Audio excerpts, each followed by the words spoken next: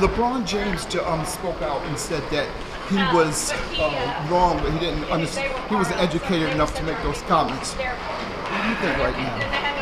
You know, it's been a shame seeing how the NBA has reacted to this.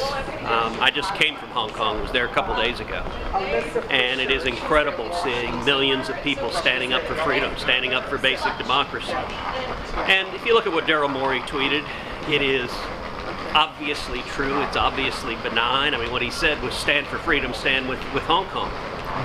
But unfortunately, the NBA makes a whole bunch of money in China.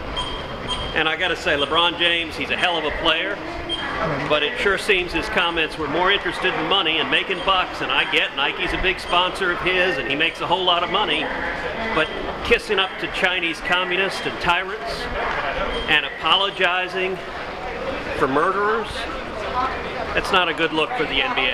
LeBron suggested that Morey needed to educate himself some more. I would encourage LeBron, learn a little bit about the people of Tibet.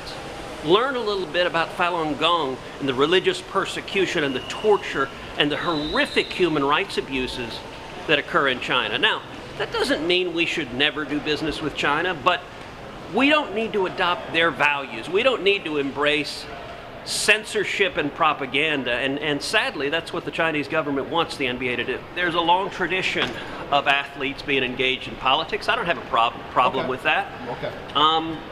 What I have a problem with is when they don't know what they're talking about and they end up defending tyrants. That's not a good look. What's the one advice you would give to athletes who want to get involved in politics or speak there, have their free speech on certain issues? It's the same advice I'd give to anyone else, which is if you want to engage on an issue, actually engage on the substance and know what you're talking about and defend basic principles. Freedom is good, democracy is good, human rights are good. Those principles are eternal. And you shouldn't be willing to sell out freedom just because you want to make a few more bucks on sneaker sales.